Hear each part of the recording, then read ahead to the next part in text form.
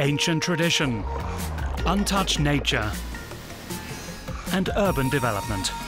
Laos is a country where these three worlds collide in a very distinct Laotian way.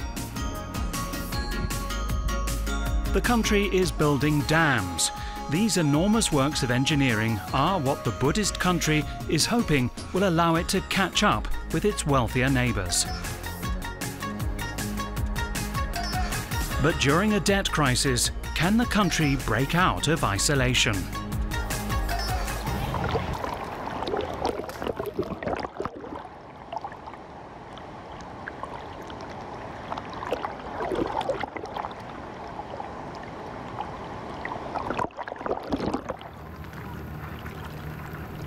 The Mekong River is where fisherman Suhud grew up. He knows it inside out. The 25-year-old has deployed a bottom-set gill net. He lives in a small village in Laos. Further upstream, a huge hydropower plant is being built on the Mekong. Fishermen are concerned about fish migration routes, spawning grounds and fishing waters on Asia's most important waterway.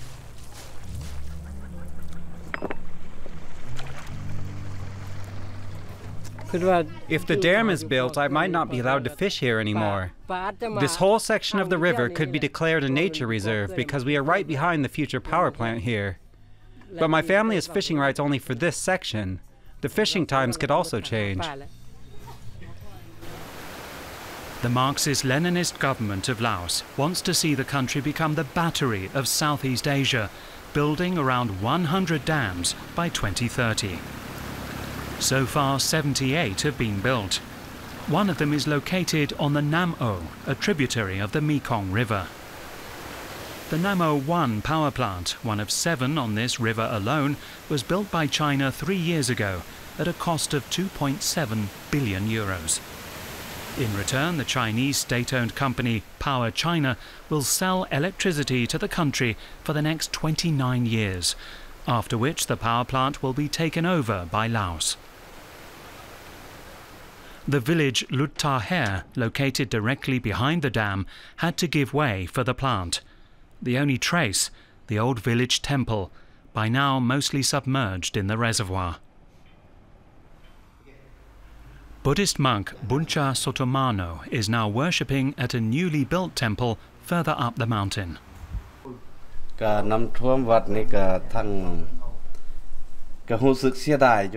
old temple was a gift from our ancestors, but the government really had no choice. It had to do something to make the population better off. The dam brings important foreign exchange to the country.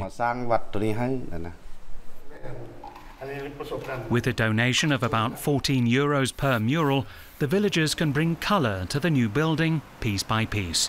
The painter has been working tirelessly, and the monk seems pleased with the result. He is content with the change, but not everyone in the village below shares his stoicism. The state gave every resident the same compensation when they were resettled, with each household receiving 600 euros and a 400 square metre plot of land.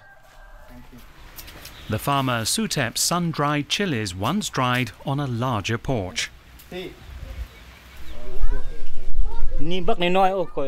My house was twice the size of this one, with 2 floors even.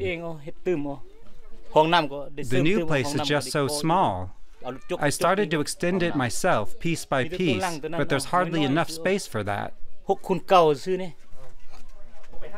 With the identical partitioned plots, the village has lost its soul, the residents say. And the soil up in the mountain is no match for the fertile ground by the river, where animals thrived and crops flourished. The Mekong River is the vital artery of Laos, spanning along its western border. The communist-ruled country is one of the poorest in Asia. 7 million people live here, most of whom work in agriculture. Downstream, the quality of the soil is degrading thanks to the hydropower plants further up. By slowing the flow of the river itself, the dams limit the supply of valuable nutrients too. More fertilizer has to be used in the fields to compensate, but fertilizer prices are soaring, says Farmer Pon. The collapse of the Laos currency, the kip, can be felt nationwide. I'm still buying the same things at the store. What can I save on? On powdered milk for my baby, perhaps? I've had to start using up my savings and borrow money from relatives. Laos too is borrowing money from China, the #1 investor in the land of the temples. High amounts of foreign debt are largely to blame for the currency's decline, a situation only exacerbated by the COVID pandemic. Like many places in the capital, the Vientiane shopping mall has seen a huge decline in commerce. Miss Nu's boutique on the second floor is only just starting to draw customers again.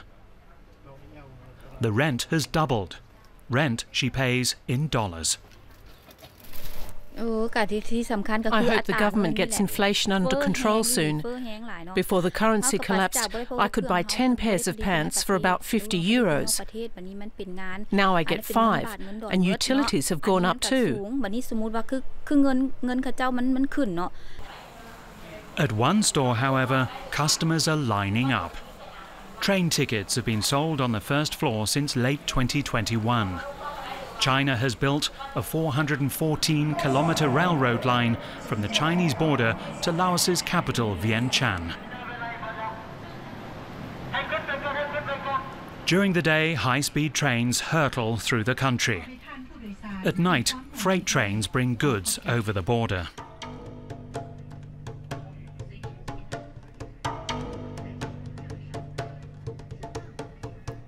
The trains speed through dozens of tunnels and valleys. In the next few years, the line will be extended to Bangkok in Thailand and to Vietnam's deep-sea port. Laos is the only landlocked country in Southeast Asia, so the new rail line could improve things for many. Especially farmers will benefit, according to Alex Kremer of the World Bank. Well, Laos often uses the phrase moving from landlocked to land-linked. And we've looked at the numbers, and we think that that actually is a very realistic vision for the country. We're already seeing farmers, particularly in the north of the country, take advantage of the proximity to very fast-growing markets for agricultural products. And in fact, this has really lifted the poverty rate in the north of the country. We are now arriving at Luang Prabang Station. Instead of a treacherous day-long journey by bus on muddy tracks, the trip from the capital to the World Heritage Site, Luang Prabang, now only takes a few hours. At the destination, a modern train station, the likes of which are usually seen in China. The new railway has opened the door for tourism, which brings new opportunities for the city. If you take a walk here in the morning, you might think that time has stood still. Buddhist monks perform their daily morning alms round. 20 years ago, a quarter of Laotians lived below the poverty line. Today, that number has fallen to just 7%. But if that number is to continue improving, now is the time for action. The Communist Party of Laos must find a better way to finance itself than through additional debt, according to the World Bank. New dams cost money that Laos does not have, and money from hydropower must be invested properly, for example in better roads and bridges. For a long time there was only a single bridge over the Mekong to Thailand. Today there are 4, and the 5th will open in 2024.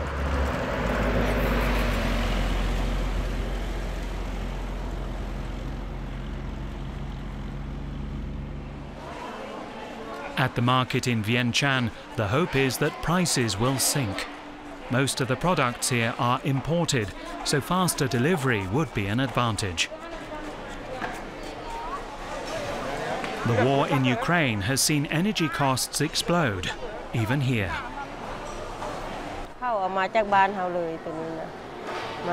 The rice comes from Laos, but has a long transport route, so I have to charge twice as much. Onions like these aren't grown here. These ones from Vietnam are bigger and have gotten much more expensive. Most pumpkins come from the south, so they cost around 30% more.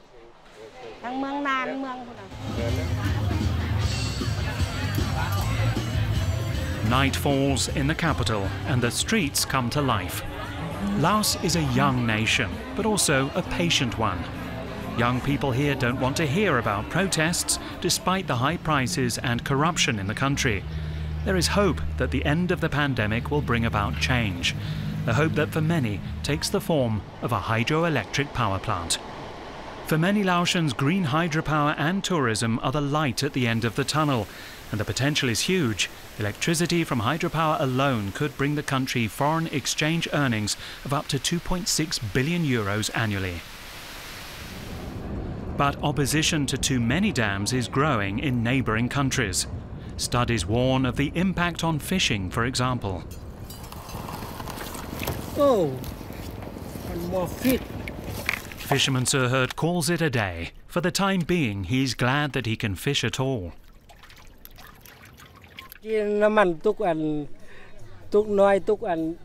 A few months ago, the gasoline was so expensive that I couldn't go out at all. That was a real blow. Our whole village depends on fishing.